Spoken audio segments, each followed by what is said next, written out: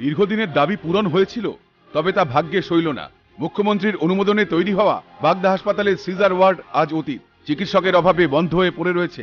কাজেই 23 কিলোমিটার পথ পেরিয়ে বাগদা থেকে বনগা যেতে হয় স্থানীয় বাসিন্দাদের। প্রসূতি মায়েদের ক্ষেত্রে যা ভয়াবহ পরিস্থিতি সৃষ্টি করেছে। আমরা শুনে খুব খুশি হয়েছিলাম যে না, আমাদের তাহলে বনগাঁ যাওয়া লাগবে না। হ্যাঁ, আমাদের যেতে রাস্তাঘাট ভালো না, জার্নিং করতে হয়, অনেক সিজারের বাচ্চাদের নিয়ে যেতে কষ্ট।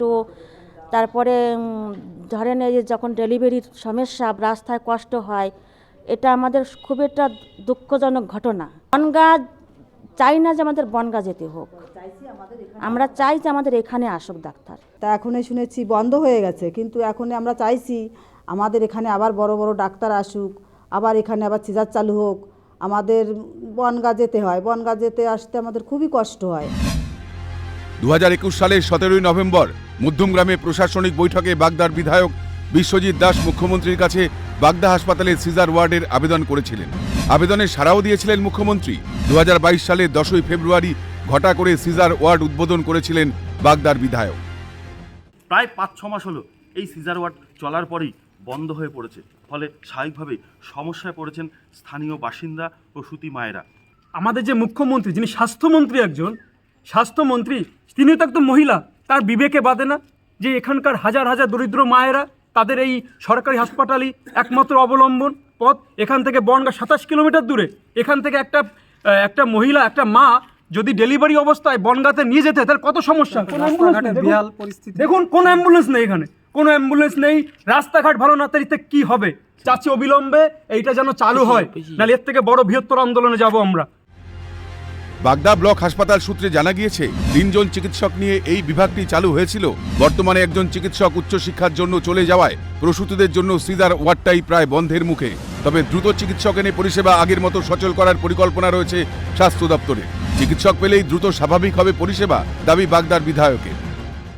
মানুষের চাহিদা থাকলে নিশ্চিতভাবে আমরা চালু করব। আর হাসপাতালটাই আমরা শুরু করেছিলাম, ভালোই চলছে, কিন্তু দুজন ডাক্তার পড়াশোনার জন্য বাইরে গেছেন, সেই জন্য আমরা আপাতত বন্ধ করা আছে কিছুদিন। আমরা নতুন ডাক্তার নিয়োগ করে খুব তাড়াতাড়ি এটা শুরু করব। প্রশ্ন উঠছে, মানুষের চাহিদা মেটাতে উদ্যোগ নেই কেন? কেন বাগদা থেকে বনগাঁ যেতে হচ্ছে দিন আনা দিন খাওয়া মানুষগুলোকে? প্রতিবাদে সরব বিরোধীরা। এখন উদ্বোধন হয় সব ডেকে ঢুকে, বন্ধটা কিন্তু সবাইকে ডেকে হয় না, অটোমেটিক বন্ধ হয়ে যায়। এখন সারা রাজ্যের যে উন্নয়ন যে সবটাই দৃশ্যত, এটা তার প্রমাণ। সোজা কথায় বলতে গেলে বাগদার মানুষের সঙ্গে প্রতারণা করা হলো, সরকারিভাবে প্রতারণা করা হলো। সরকার ছেলেখেলা করছে বাগদার মানুষের সঙ্গে।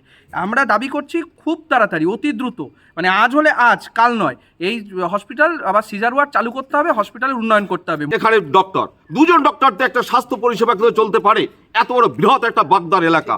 তা উনি চাইছেন কি? গরিব মানুষ আসেন, তাদেরকে ভোট ব্যাংকে পরিণত করেছেন। তাদের পরিষেবা দিন, তাদের স্বাস্থ্যের পরিষেবা দিন, ডাক্তার নিয়োগ করুন। এটা আমাদের সর্বস্তরের দাবি রইল, বাগদাবাসীর দাবি রইল।